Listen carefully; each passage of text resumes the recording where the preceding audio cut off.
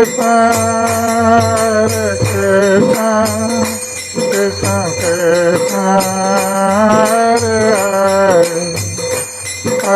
Rama, Rama Rama Rama, Hare Hare, Hare Krishna, Krishna.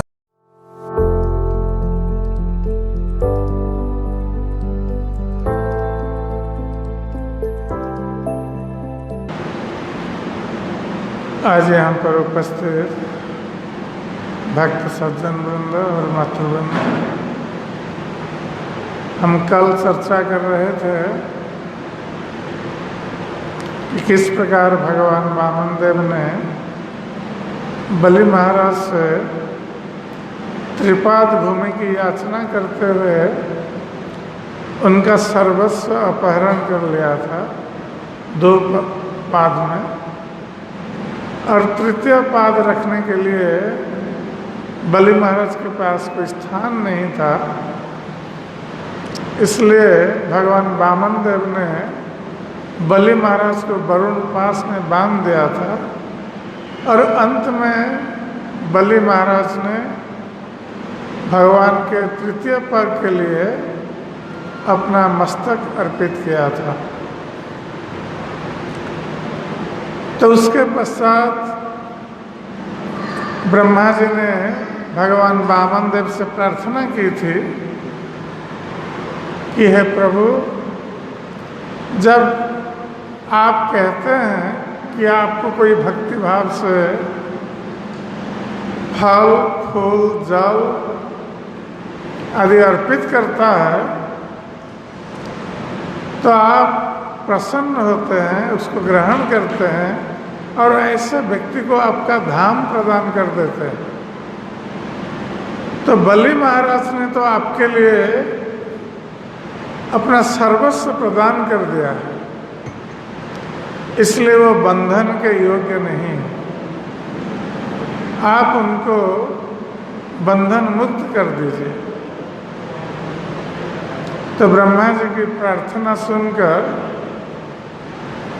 भगवान वामन देव ने ब्रह्मा जी से कहा कि हे ब्रह्मा जी, इस संसार में लोग जड़ ऐश्वर्य के प्रभाव से उन्मत्त होकर वो इतना पागल बन जाते हैं, उनकी बुद्धि नष्ट हो जाती है, जिसके कारण वो त्रिभुवन में किसी के प्रति सम्मान का प्रदर्शन नहीं करते। तो ऐसा देखा जाता है संसार में कि किसी के पास अधिक धन हो जाता है तो उसका अहंकार भी वृद्धि प्राप्त हो जाता है। उसके साथ साथ जन्म ऐश्वर्य श्रुतश्री एधमान मदह पुमान, कि व्यक्ति जब उच्च कुल में जन्म ग्रहण करता है, जब धन संपत्ति ऐश्वर्य को प्राप्त हो जाता है, जब विद्वता या पांडित्य को प्राप्त हो जाता है अथवा सौंदर्य को प्राप्त होता है, तो ये चारों व्यक्ति के अहंकार में वृद्धि करते हैं। व्यक्ति का अहंकार वृद्धि प्राप्त हो जाता है, और जब व्यक्ति का अहंकार वृद्धि प्राप्त हो जाता है तो वो दूसरों के प्रति सम्मान प्रदर्शित नहीं करता है। वो अपने को बहुत बड़ा मानता है, इसलिए दूसरों को सम्मान प्रदर्शित नहीं करता। तो भगवान वामन देव कह रहे हैं कि व्यक्ति जड़ ऐश्वर्य को प्राप्त होकर इतना पागल बन जाता है कि वो संसार में किसी के प्रति सम्मान का भाव प्रदर्शन नहीं करता। यहाँ तक कि मैं भगवान, मेरे प्रति भी वो सम्मान का भाव नहीं रखता।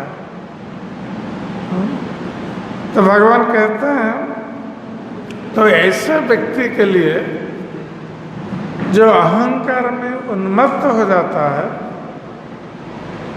तो ऐसे व्यक्ति पर कृपा करने के लिए मैं क्या करता हूँ, उसका धन अपहरण कर लेता हूँ। और जब व्यक्ति का धन चला जाएगा तो उसका अहंकार भी कम हो जाएगा, वो नम्र होने के लिए बाध्य होगा। जब व्यक्ति के पास धन नहीं रहेगा, वो कंगाल बन जाएगा, गरीब बन जाएगा, तो किसको लेकर वो गर्व का अनुभव करेगा? इसलिए उसका अहंकार दूरीभूत हो जाएगा और वो नम्र बन जाएगा।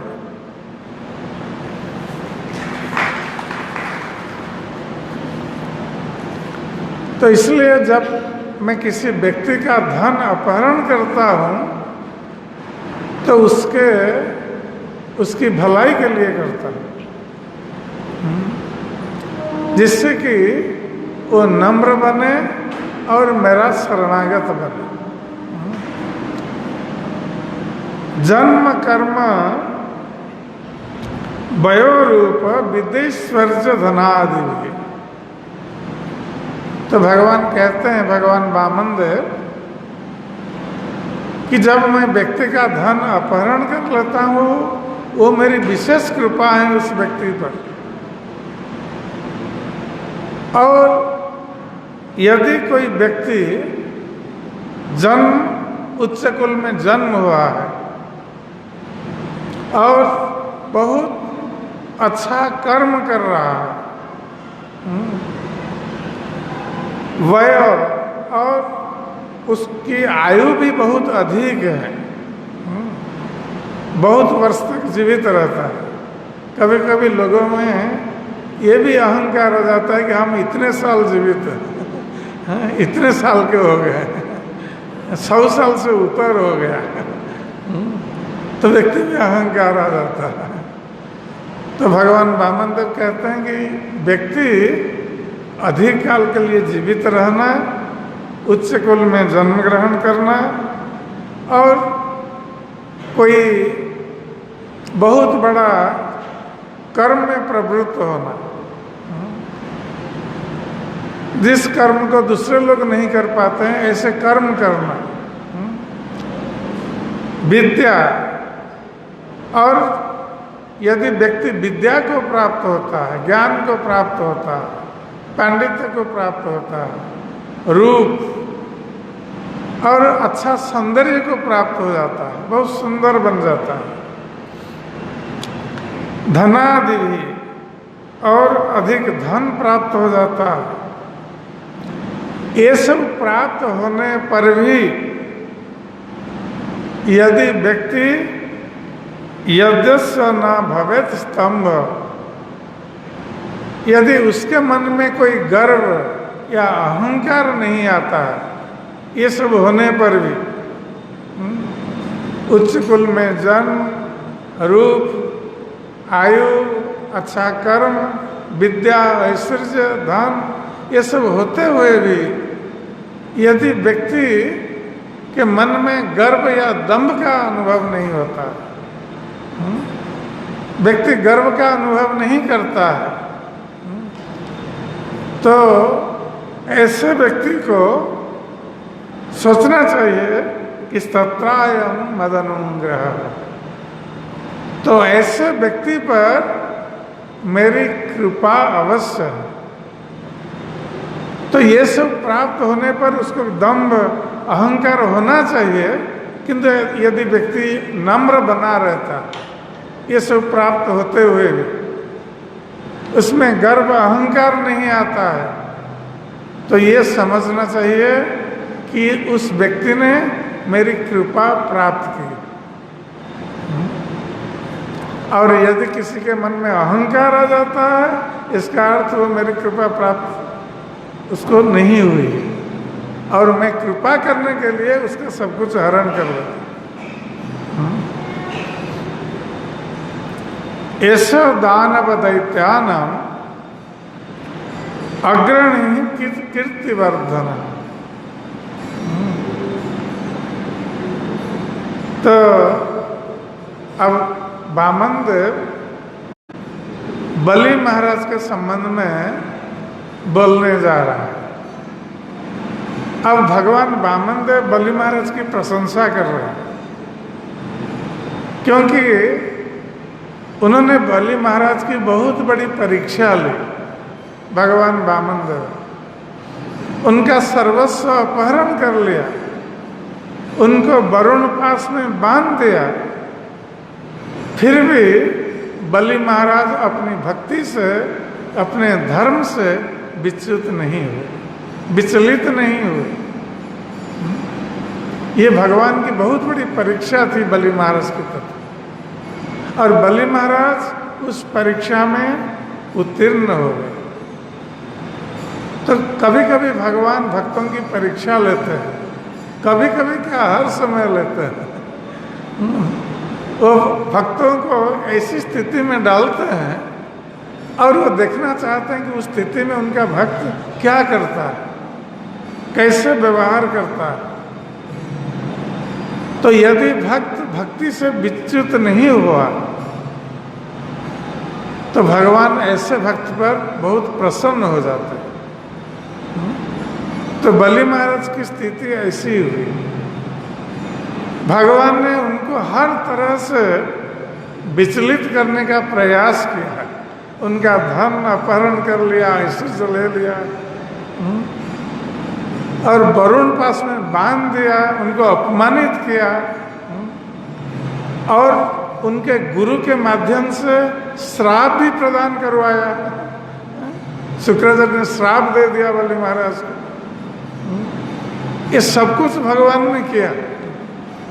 भगवान ने ही प्रेरित किया था शुक्राचार्य को श्राप देने के लिए, यही देखने के लिए कि इस स्थिति में बलि महाराज क्या अपनी प्रतिज्ञा से मुकर जाते हैं, क्या भगवान मुझे प्रसन्न करना नहीं चाहते हैं, ये देखने के लिए। और उसके साथ साथ बलि महाराज की जो सहनशीलता, जो भक्तों में ये बहुत बड़ा गुण है, सहनशीलता का गुण, नम्रता का गुण।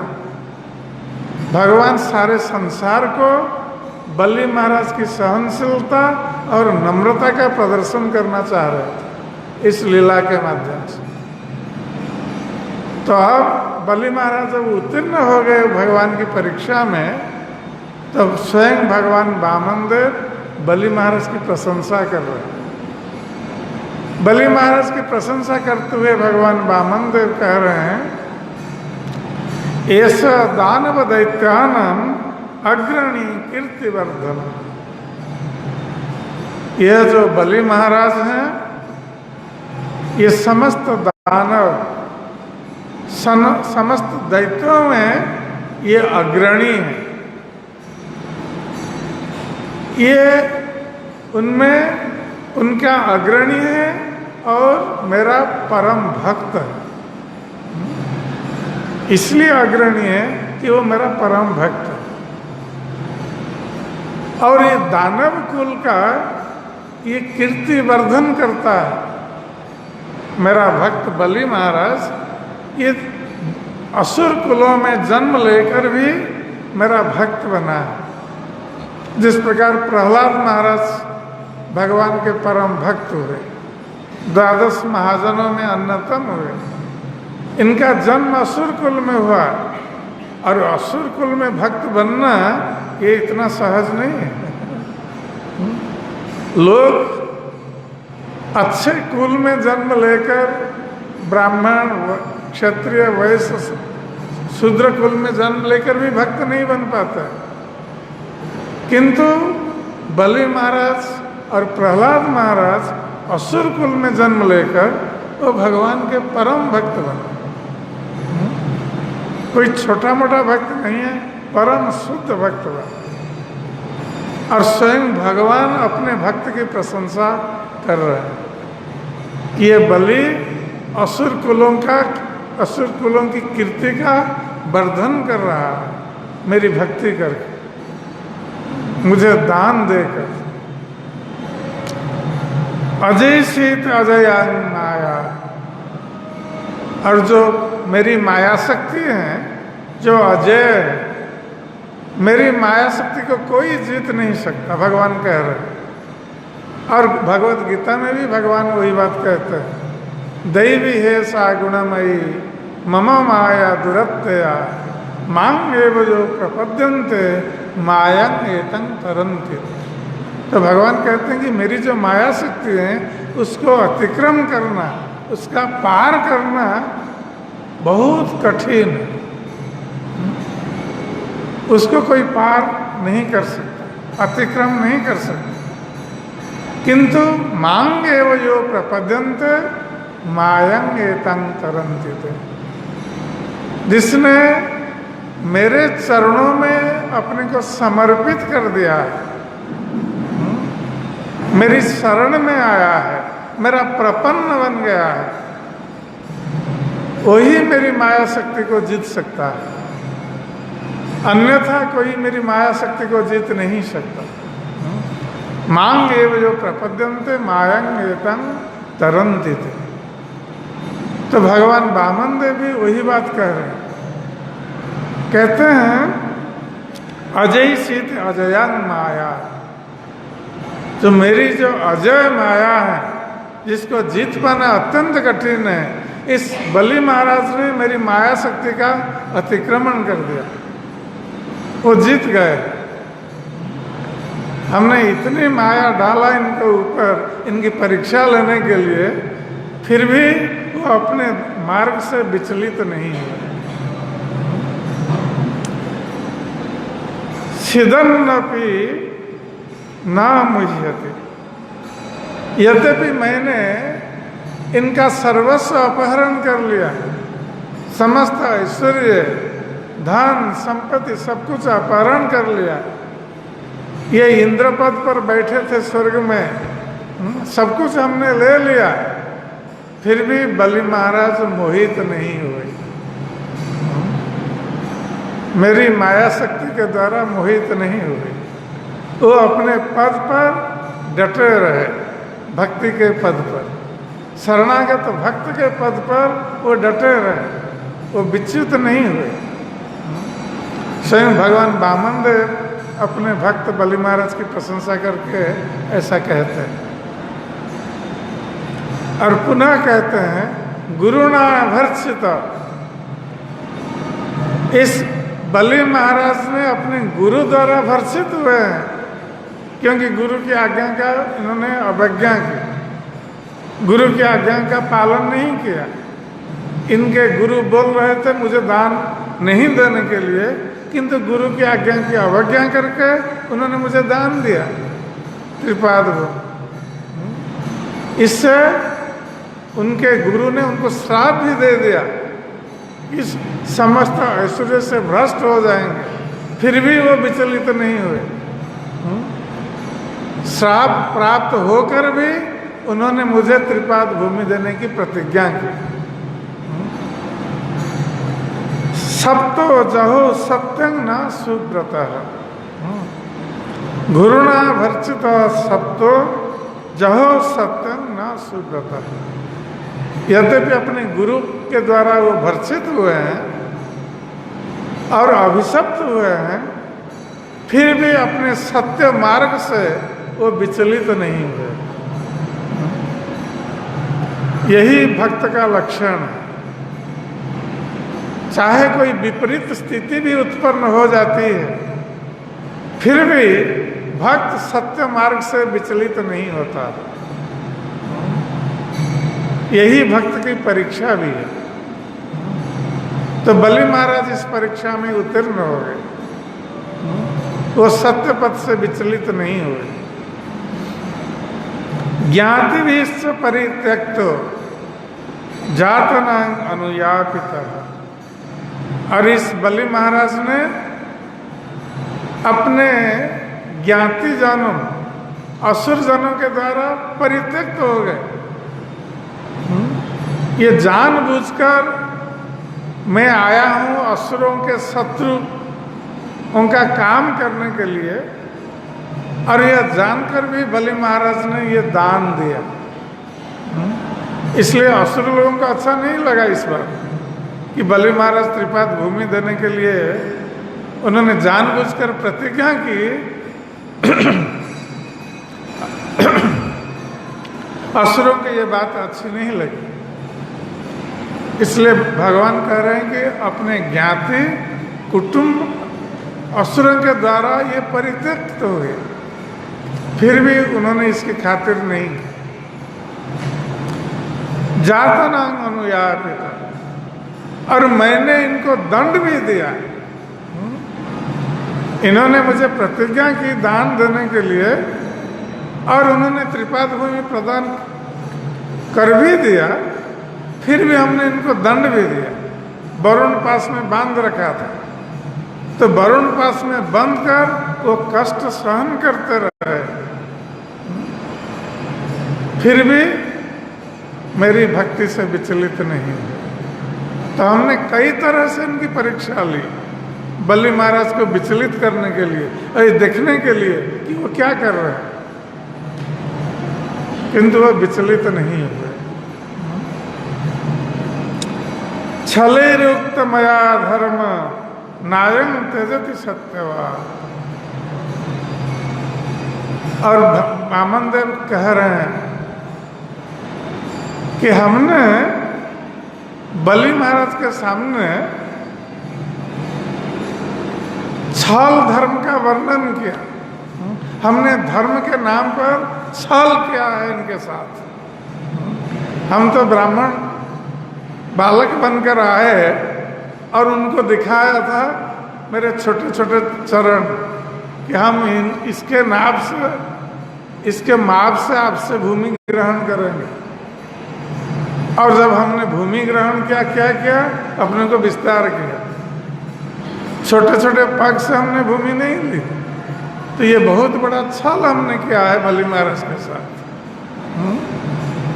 फिर भी बलि महाराज अपने धर्म पथ से विच्युत नहीं हुए।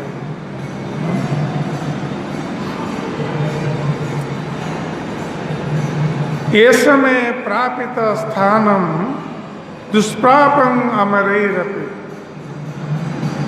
अब भगवान वामन देव बलि महाराज के इस त्याग के लिए, बलि महाराज की सहनशीलता के लिए, बलि महाराज के भगवान वामन देव के प्रति शरणागत भाव के लिए और धर्म के पालन के लिए आप उनको वर प्रदान कर रहे हैं। तो भगवान वामन देव कह रहे हैं कि ये समय प्रापित स्थानम दुष्पापं अमरैरपि। तब इस बलि महाराज को मैं ऐसा स्थान प्रदान करने जा रहा हूं जिस स्थान को देवतागण भी प्राप्त नहीं कर सकते।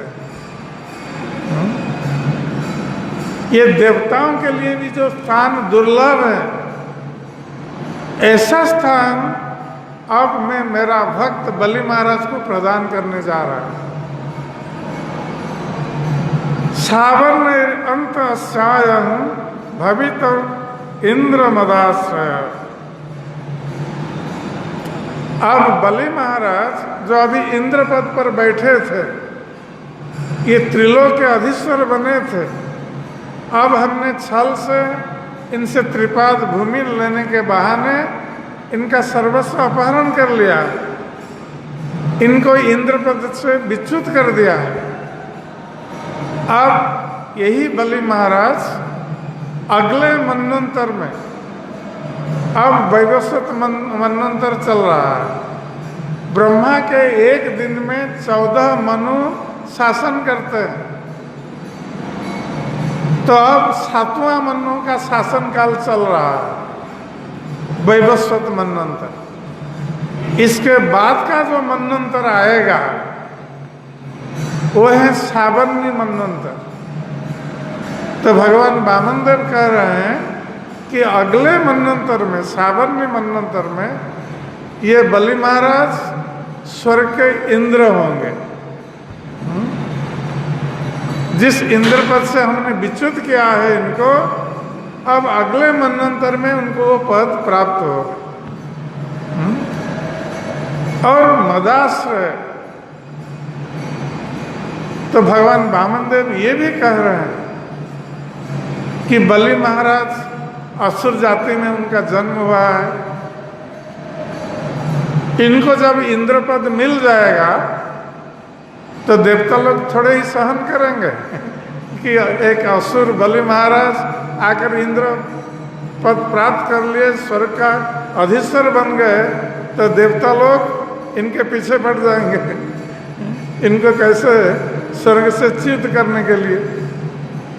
इसलिए भगवान वामन देव पहले से कह रहे हैं कि मदाश्रय, ये बलि महाराज अगले मनवंतर में स्वर्ग का इंद्र बनेंगे किंतु मेरी सुरक्षा में रहेंगे, अर्थात इनका कोई देवता को कुछ बिगाड़ नहीं सकता, मैं इनको सुरक्षा प्रदान करूं।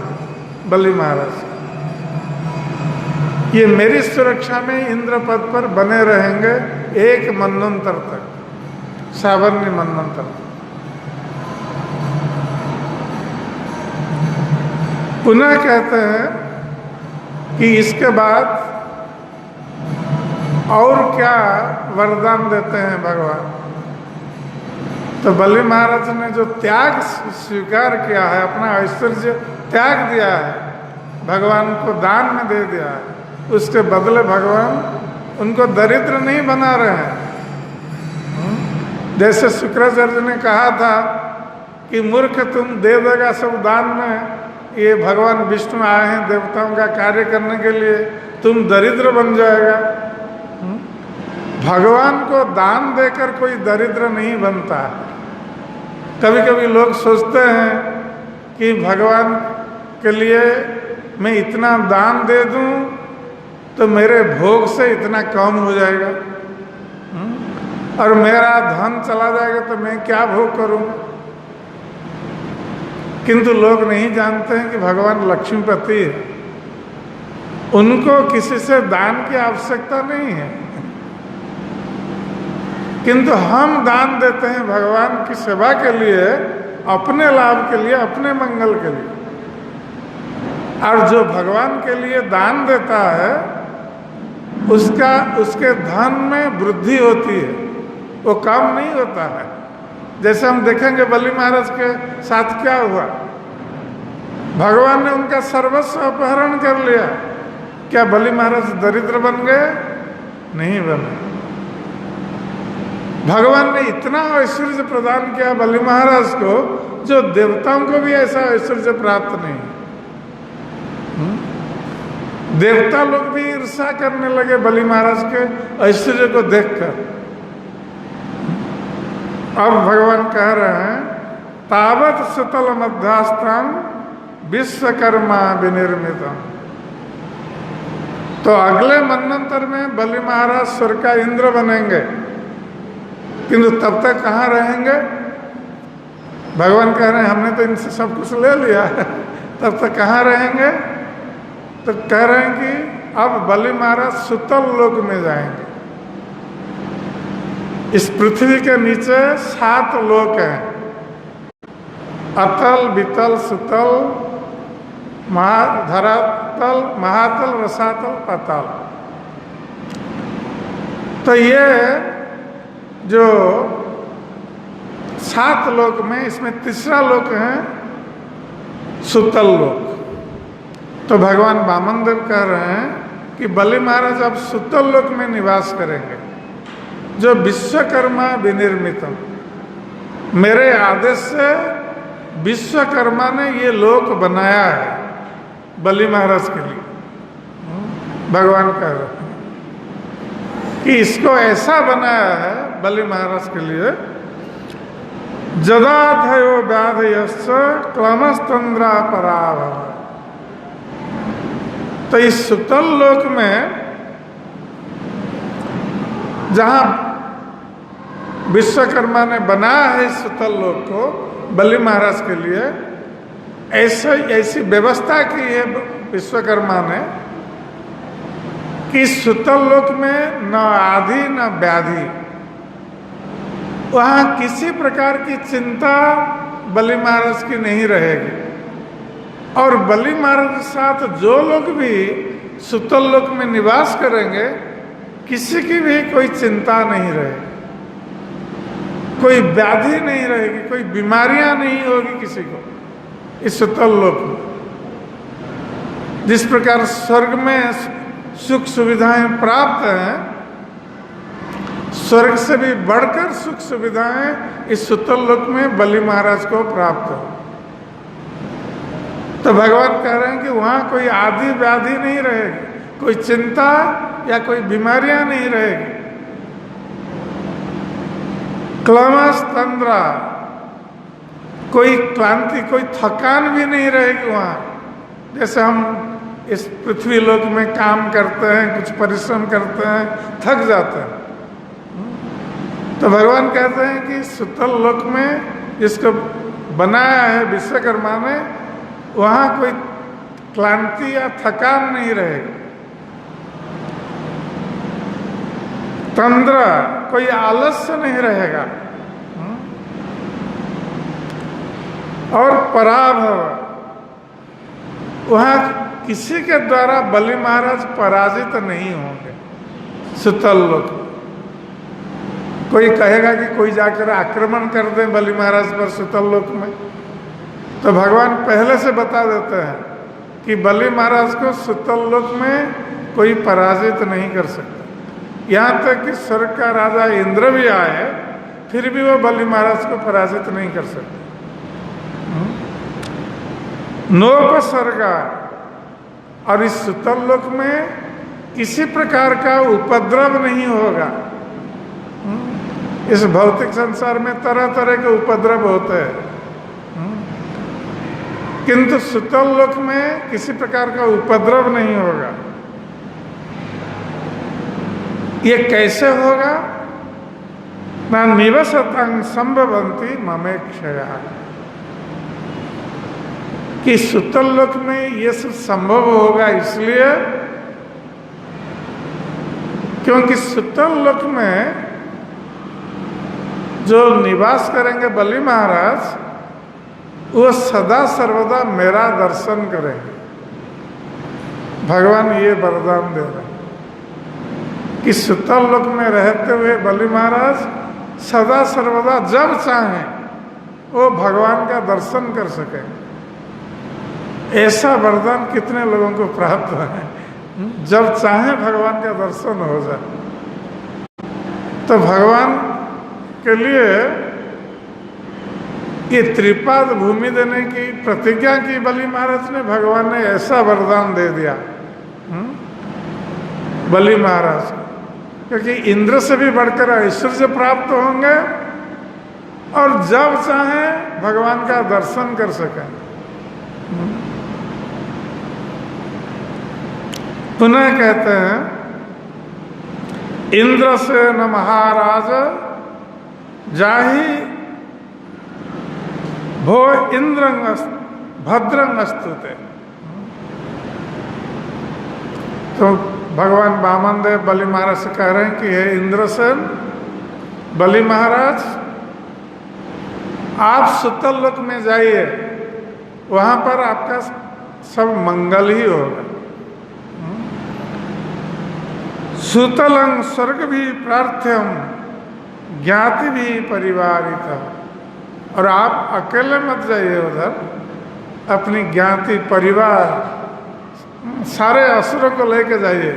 आपके जितने भी असुर लोग हैं, निज जन, सभी को साथ लेकर सुतल लोक में जाइए।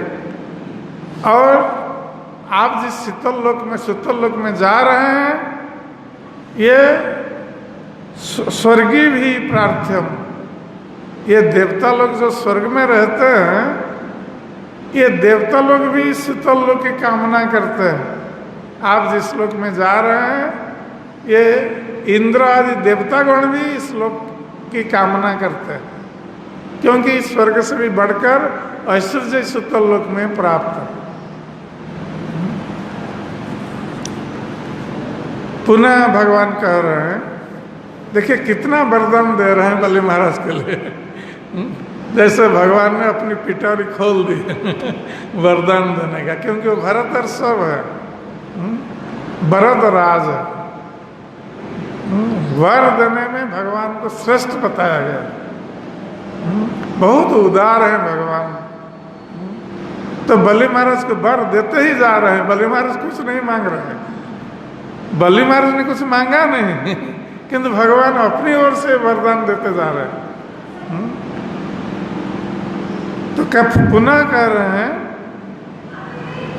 न तंग अभिभविष्यति लोके साकिमता परे।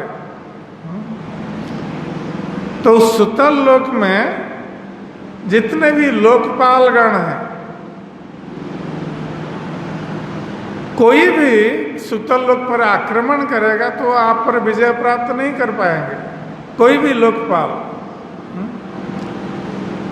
लोकपाल अर्थात विभिन्न लोकों के जो अधीश्वर हैं उनको लोकपाल कहा जाता है।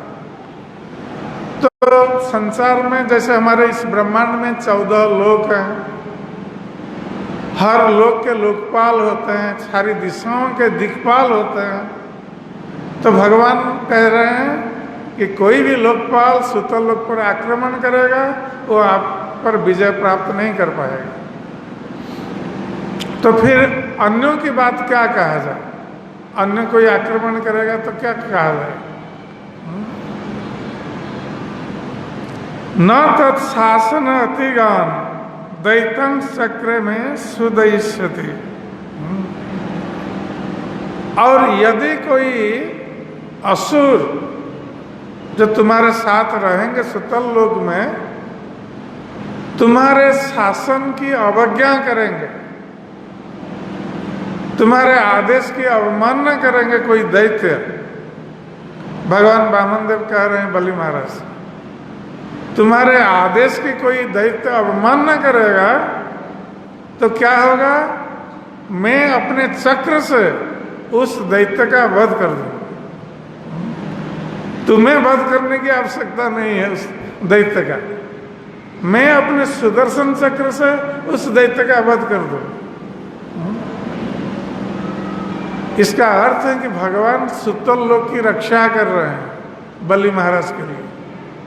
इस सुतल लोक को प्रदान किया है बलि महाराज को, उसकी रक्षा स्वयं भगवान कर रहे हैं। रक्षिष्ये सर्वतो अहं त्वां सानुगं सपरिषदम्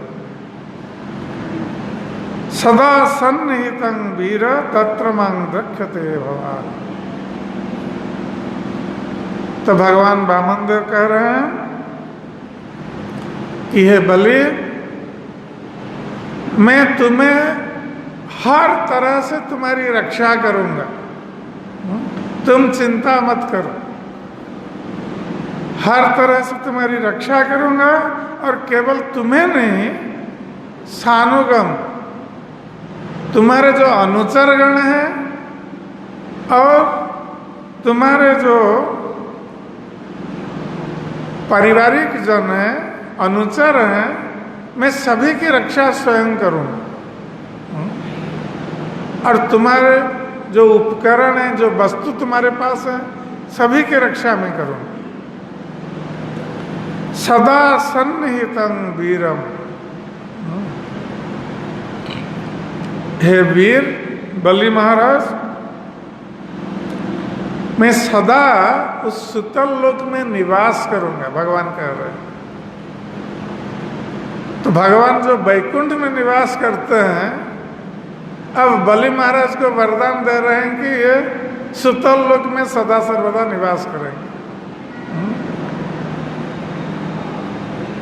और वहां निवास करके क्या करेंगे, तत्र मां दक्षते भवान। वो बलि महाराज से कह रहे हैं कि तुम सदा सर्वदा सुतल लोक में मुझे देख पाओगे, मेरा दर्शन करोगे। तो इस प्रकार जब भगवान बलि महाराज से वरदान दे रहे हैं, तो बलि महाराज के मन में एक शंका उत्पन्न हो सकती है। वो भगवान से कह सकते हैं कि प्रभु, आपने तो मुझे सुतल लोक प्रदान किया, आपका दर्शन होगा ये ठीक है, किंतु मुझे तो असुरों का संग करना पड़ेगा सदा सर्वदा। और भक्त सदा सर्वदा भक्तों का संग चाहता है, कोई भक्त असुरों का संग नहीं चाहता। तो बलि महाराज ऐसा सोच सकते हैं कि मुझे तो असुरों का संग करना पड़ेगा, आप सुतोलोक में भेज रहे हैं, मुझे सत्संग प्राप्त नहीं होगा, आपके भक्तों का संग प्राप्त नहीं होगा। तो भगवान बलि महाराज के मन को जानकर कह रहे हैं कि तत्र दानव दैत्यानां संगाते भाव आसुरः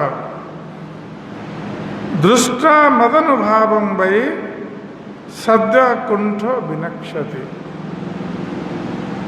तो भगवान कह रहे हैं कि वहाँ सुतल लोक में असुरों के संग प्राप्त होने के कारण जो असुरों का भाव या प्रभाव आ जाएगा तुम्हारे ऊपर, तो वहाँ पर तुम मेरा दर्शन करके मेरे प्रभाव से, परम प्रभाव से क्या होगा, तुम्हारी सारी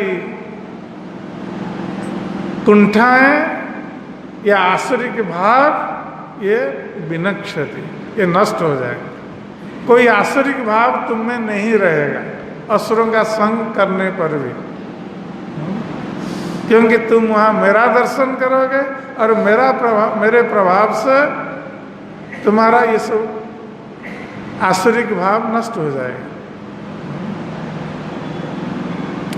तो जब भगवान ने हर तरह से इस प्रकार वरदान देकर बलि महाराज को संतुष्ट कर दिया, तो बलि महाराज जो अभी तक वरुण पास के बंधन में बंधे हुए थे, तो उनके नेत्र प्रेमाश्रु से भर गए। भगवान वामन देव की कथा सुनकर भगवान का आशीर्वाद प्राप्त होकर बलि महाराज के नेत्र प्रेमाश्रु से भर गए और बलि महाराज भगवान की एक कृपा को प्राप्त होकर इतना प्रेम से गदगद हो उठे। तो भगवान से कह रहे हैं बलि महाराज, अहो प्रणमाय कृत्य समुद्यम, कहते हैं हे प्रभु, मैंने तो केवल आपके चरणों में प्रणाम करने के लिए उद्यम किया था, प्रणाम तक भी नहीं किया था, क्योंकि हमारे गुरु शुक्राचार्य मुझे ऐसा करने नहीं दे रहे थे, वो बाधा उत्पन्न कर रहे थे। यद्यपि मैं अंतर से मैं आपको आपके चरणों में प्रणाम करना चाह रहा था, किंतु शुक्राचार्य के भय से मैं नहीं कर पा रहा था, किंतु अंतर में मेरा ऐसा भाव था कि मैं आपके चरणों में अपना मस्तक लगाकर प्रणाम करूं, और आप भावग्राही हैं, आप मेरे अंतर के भाव को समझ गए और हमारे प्रणाम को अपने स्वीकार कर लिए, क्योंकि भगवान भावों के, भक्तों के भावों को ग्रहण करते हैं, भावग्राही जनार्दन। तो मैंने केवल इतना मात्र किया, प्रपन्न भक्त अर्थ विधो समाहित, और प्रपन्न भक्त जो आपके चरणों में जो समर्पित भक्त होते हैं, उनका जो पालनीय विधि है उसको करने में मैं समर्थ हुआ, इतना मात्र किया है। जतलोक पालई तत् अनुग्रह अमरई अलब्ध पूर्व अपसदे असुर अर्पित, और उसके बदले आपने क्या दिया मुझे? मैं केवल उद्यम किया था प्रणाम करने के लिए, और आपने 3 पग भूमि मांगी, हमने ये प्रदान कर दी। और उसके बदले आपने मुझे ऐसा वरदान दिया, अलब्ध पूर्व अपसदे। मैं तो एक पतित असुर हूँ, अपसदे असुरे अर्पित।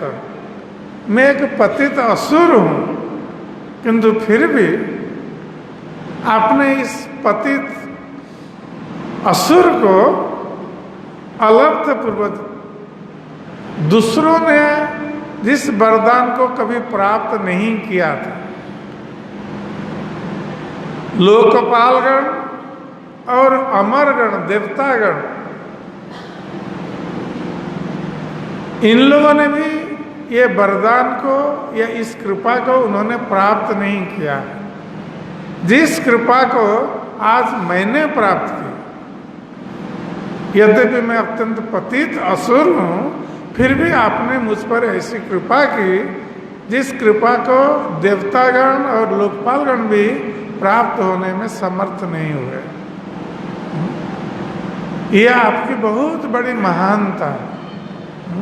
आप भक्तों पर, अपने भक्तों पर इतने दयालु होते हैं कि उनको अपना सब कुछ प्रदान कर देते हैं, अपने को प्रदान कर देते हैं। भक्त आपकी थोड़ी सी सेवा करता है तो आप अपने को भक्त को प्रदान कर देते हैं, भक्त के अधीन बन जाते हैं। यह आपकी बहुत बड़ी महानता। तो जब प्रहलाद महाराज ने देखा कि भगवान ने बलि पर इतनी कृपा की है, तो प्रहलाद महाराज भी भगवान से बोलने लगे। तो प्रहलाद महाराज कह रहे हैं, नेमं विरिंच लभते प्रसादम।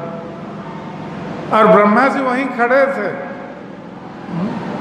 तो प्रहलाद महाराज कह रहे हैं भगवान से, ब्रह्मा जी को दिखा करके, कि ये ब्रह्मा जी ऐसी कृपा आपसे प्राप्त नहीं कर सकते।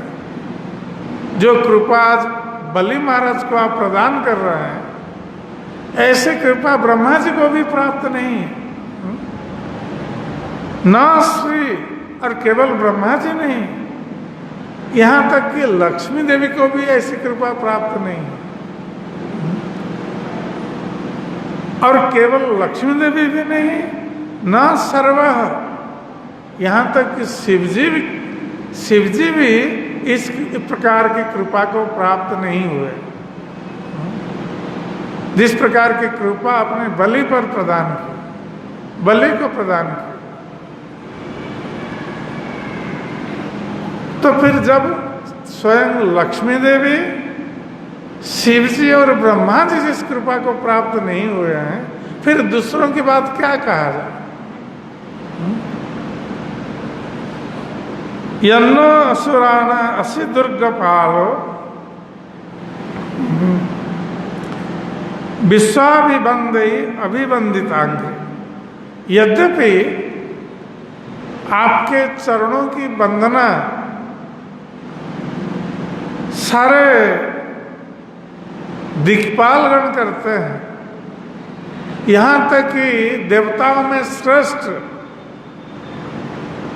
ब्रह्मा, शिव आदि देवगण ये आपके चरणों की वंदना करते हैं। फिर भी आप असुरों के दुर्गोपाल बनने के लिए आज राजी हुए। ये आपकी महती कृपा। आप असुरों के दुर्ग या असुरों का जो गढ़ है, जो सुतल लोक आप प्रदान कर रहे हैं, उसकी रक्षा करने के लिए आप प्रतिश्रुति दे रहे हैं। वहाँ स्वयं रहकर आप सुतल लोक की रक्षा करेंगे। ये द्वारपाल का काम आप करने के लिए राजी हो गए, तो भक्त के लिए आप क्या नहीं कर सकते। भक्त के लिए भगवान रथ चला सकते हैं, जैसे अर्जुन के रथ को भगवान चला रहे थे, सारथी बन सकते हैं। और भक्तों के लिए आप द्वारपाल, दुर्गोपाल बन सकते हैं भक्तों की रक्षा के लिए। यह आपकी महती कृपा।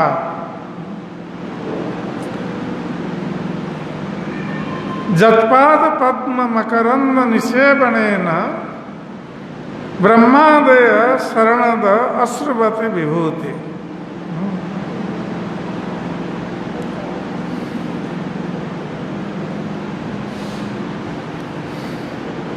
तो प्रहलाद महाराज कह रहे हैं, आपके चरण कमल से जो मकरंद निसृत हो रहा है, मकरंद अर्थात अमृत,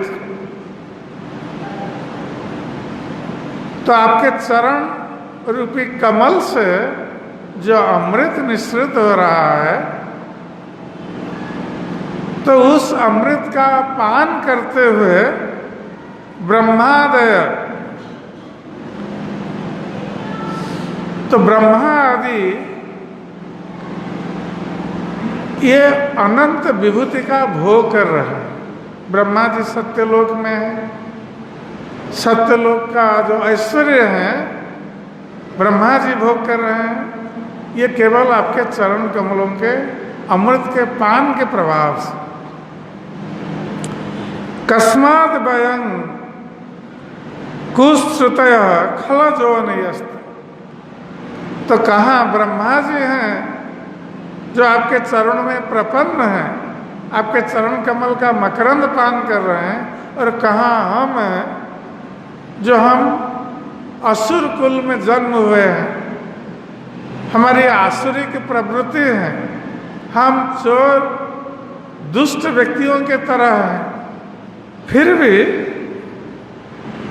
दाक्षिण्य दृष्टि पदवी भवता प्रणीता, फिर भी हम जैसे असुरों पर आपने कृपा दृष्टि प्रदान की, हम पर कृपा की। ये आपकी बहुत बड़ी महानता है। प्रहलाद महाराज का तब भगवान वामन देव ने बलि महाराज को वरुण पास से मुक्त कर दिया। बलि महाराज से कह रहे हैं कि तुम अपने परिवार वर्ग के साथ जाओ सुतल लोक में, और प्रहलाद महाराज से भी कह रहे हैं, प्रहलाद महाराज से कह रहे हैं, नित्यं द्रष्टासि मां तत्र गदापाणि अवस्थितम्। तो भगवान कह रहे हैं प्रहलाद महाराज से कि हे प्रहलाद, तुम मुझे निरंतर सुतल लोक में दर्शन करोगे। किस रूप में? हाथ में गदा लिए हुए, गदा पाणी अवस्थित, मैं चार हाथों में शंकर चक्र गदा पद्म धारण करते हुए वहां तुम्हें दर्शन दोगे। मत दर्शन महालाद ध्वस्त कर्म निबंधन, और मेरे दर्शन मात्र से तुम महा आह्लाद को प्राप्त हो। आह्लाद अर्थात आनंद। तो भगवान आविर्भूत हुए थे नृसिंहदेव के रूप में प्रहलाद आह्लाददायिन, प्रहलाद महाराज को आह्लाद आनंद प्रदान करने के। अब भगवान वामन देव प्रहलाद महाराज से कह रहे हैं कि मेरे दर्शन से तुम वहाँ सुतल लोक में परम दिव्य आनंद को प्राप्त होगे, और इस प्रकार तुम्हारा जो कर्म बंधन है, ये कर्म बंधन तुम्हारा छूट जाएगा मेरे दर्शन मात्र से। तो भगवान का दर्शन करना ये बहुत आवश्यक है। प्रतिदिन हमें यदि संभव है प्रातःकाल और संध्या के समय भगवान का दर्शन अवश्य करना चाहिए मंदिर में आकर।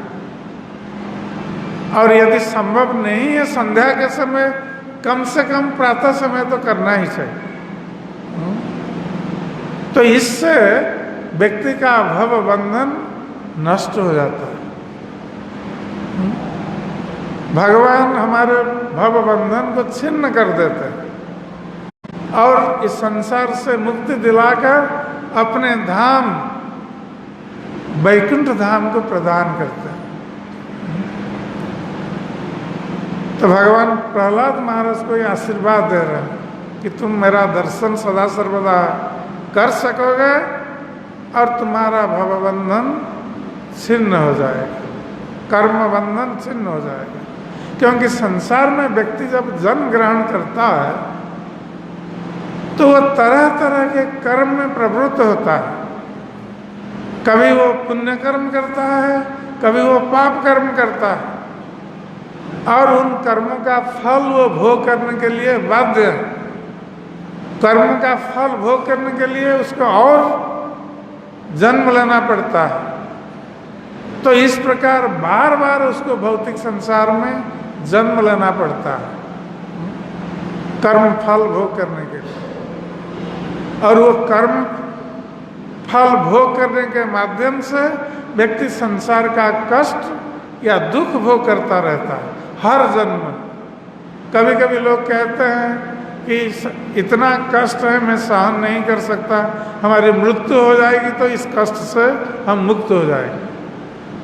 किंतु मृत्यु हमें दुख से या कष्ट से मुक्ति नहीं दिला सकती। मृत्यु दुख से मुक्ति का उपाय नहीं है। जब तक हम ये उपाय ना करें कि हमारा जन्म ही ना हो संसार में, क्योंकि यहाँ पर जन्म होने का अर्थ मृत्यु सुनिश्चित है। जन्म मृत्यु जरा व्याधि दुख दोषान दर्शन। ये व्यक्ति संसार में जन्म मृत्यु जरा व्याधि वृद्धावस्था का कष्ट, व्याधि का कष्ट, रोग का कष्ट ये बारंबार भोग करता रहता है हर जन्म में। तो मृत्यु के बाद पुनः जन्म ग्रहण करेगा, फिर दुख भोग करेगा, फिर मृत्यु होगी, फिर जन्म ग्रहण करेगा, फिर दुख भोग करेगा। ये संसार का नियम है। तो मृत्यु हमें दुख से मुक्ति नहीं दिला सकती। किंतु यदि दुर्लभ मनुष्य जन्म में हम भगवान की भक्ति आचरण करें, कृष्ण की भक्ति आचरण करें, तो भगवान जैसे कह रहे हैं कि मेरा दर्शन मात्र से तुम कर्म बंधन से मुक्त हो जाओगे, मेरा नाम उच्चारण करने मात्र से तुम कर्म बंधन से मुक्त हो जाओगे, मृत्यु के समय मेरा स्मरण करते हुए शरीर त्याग करने से तुम इस कर्म बंधन से सदा के लिए मुक्त हो जाओगे। तो भगवान कृष्ण की भक्ति करना यही कर्म बंधन से मुक्त होने का एकमात्र उपाय, और कोई उपाय नहीं। यदि कोई संसार के दुख से मुक्ति चाहता है तो उसको भगवान कृष्ण के चरणों में शरण ग्रहण करना चाहिए। बलि महाराज जैसे बलि महाराज ने इसके माध्यम से हमें ये शिक्षा प्रदान की कैसे भगवान के चरणों में व्यक्ति आत्मसमर्पण कर सकता है। बलि महाराज इसका उत्कृष्ट उदाहरण आत्मसमर्पण का, जिन्होंने सब कुछ भगवान के चरणों में अर्पित कर दिया और अंत में अपने मस्तक को अर्पित कर दिया, अपने को अर्पित कर दिया। तो यही भवबंधन से मुक्त होने का एकमात्र उपाय है। तो जब इस प्रकार भगवान ने भेज दिया बलि महाराज को, प्रहलाद महाराज अपने परिवार के साथ सुतल लोक में असुरों के साथ, अब भगवान ने देवताओं को अपना स्वर्ग राज्य लौटा दिया बलि महाराज से लेकर। अब भगवान वामन देव ने शुक्राचार्य से पूछा,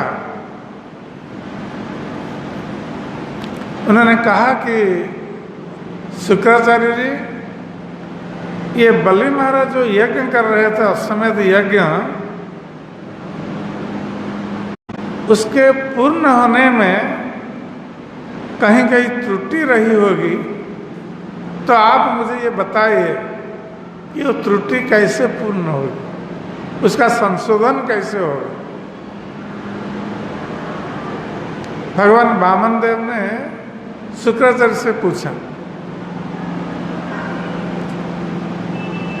तो शुक्राचार्य ने उत्तर दिया कि हे प्रभु, आप यज्ञ पुरुष हैं, यज्ञों के स्वामी हैं, आपकी प्रसन्नता के लिए ही हम यज्ञ अनुष्ठान करते हैं। और यज्ञ अनुष्ठान में तरह तरह के मंत्र उच्चारित होते हैं और तरह तरह की वस्तुओं का उपयोग होता है, किंतु मंत्र उच्चारण में देश, काल, पात्र और वस्तु में निश्चित रूप से कहीं न कहीं कुछ त्रुटि रह जाती है, छिद्र रह जाता है। तो ये चाहे कोई लाख प्रयत्न करे, कहीं न कहीं कुछ त्रुटि रह ही जाती है। और विशेष रूप से कलयुग में शास्त्र में तो ये मना कर दिया गया है, यज्ञ अनुष्ठान कलयुग में सफल नहीं होता, क्योंकि कलयुग में यज्ञ सफल होने के लिए उपयुक्त ब्राह्मणों की आवश्यकता है। और ब्राह्मणगण यदि वेद मंत्रों का उच्चारण ठीक ढंग से करेंगे तब यज्ञ का फल प्राप्त होता है। तो प्राचीन काल में जो यज्ञ होता था, मंत्र उच्चारण करने के लिए उपयुक्त ब्राह्मण थे, यज्ञों का फल तुरंत प्राप्त होता था। किंतु कलयुग में उपयुक्त ब्राह्मण का अभाव। वेदों का मंत्र वही है, किंतु उपयुक्त ब्राह्मण वेद मंत्रों का सही ढंग से उच्चारण करने के लिए उपलब्ध नहीं। वेद मंत्र के उच्चारण में जो ताल और लय की आवश्यकता होती है, उसके अनुसार यदि मंत्र उच्चारित नहीं हुआ, उस मंत्र का फल प्राप्त नहीं होगा। और ऐसे मंत्रों का उच्चारण करने के लिए कलयुग में कोई ब्राह्मण नहीं। इसलिए कलयुग में यज्ञ अनुष्ठान को मना किया गया।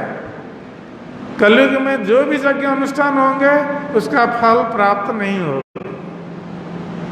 किंतु कुछ लोगों को भ्रमित करने के लिए लाखों रुपया खर्च करके यज्ञ अनुष्ठान करते हैं, किंतु उसका कोई फल प्राप्त नहीं होता। इसलिए शास्त्रों में बताया गया है, श्रीमद् भागवत में बताया गया है, कलो संकीर्तन प्रायर यजंती ही सुमेधस।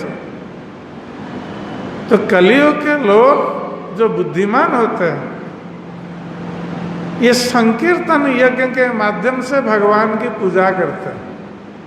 ये संकीर्तन यज्ञ जब एक साथ मिलकर सभी लोग भगवान का नाम कीर्तन करते हैं, हरे कृष्णा कृष्ण कृष्ण हरे हरे, हरे राम राम राम हरे हरे। तो ये संकीर्तन, भगवान का नाम संकीर्तन यज्ञ,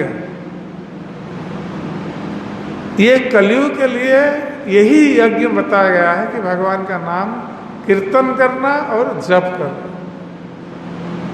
जब हम अकेले माला पर जप करते हैं वो जप है, भगवान का नाम। जब एक साथ मिलकर हम भगवान का नाम उच्चारित करते हैं वो कीर्तन है। तो शुक्राचार्य ने कहा कि हे प्रभु, मंत्रतः तंत्रतः छिद्रम देश काल अवस्थितः, कि देश काल के अनुसार वस्तु में कोई कमी रह जाएगी, त्रुटि रह जाएगी,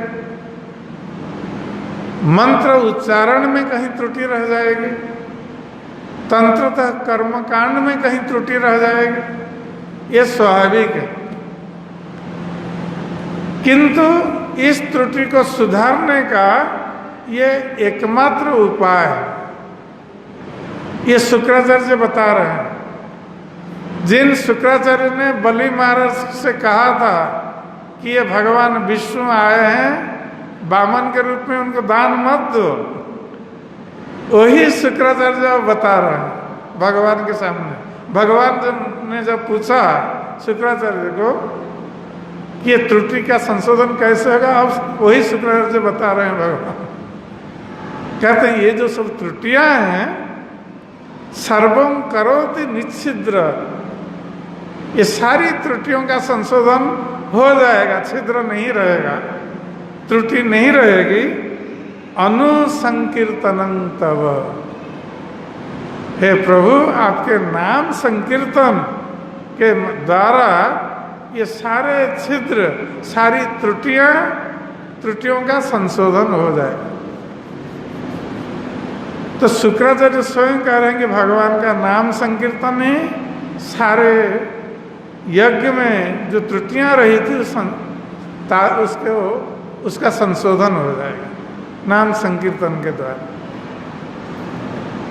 तो ये जो भगवान का नाम संकीर्तन वस्तुतः इसलिए कलयुग का युग धर्म बताया गया। कलयुग का युग धर्म भगवान का नाम संकीर्तन है। कलयुग में भगवान को प्राप्त होने के लिए, भगवान की कृपा को प्राप्त होने के लिए और कोई उपाय नहीं है। हरेर नाम हरेर नामैव केवलम कलो नास्तेव नास्तेव नास्तेव गतिरन्यत्।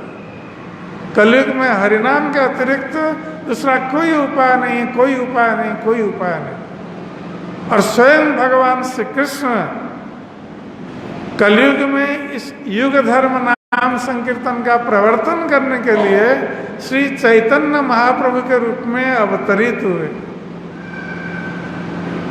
500 वर्ष पहले नवद्वीप धाम में भगवान कृष्ण चैतन्य महाप्रभु के रूप में अवतरित हुए और कलयुग के लोगों का उद्धार करने के लिए उन्होंने ये हरिनाम संकीर्तन हरे कृष्ण महामंत्र का प्रवर्तन किया।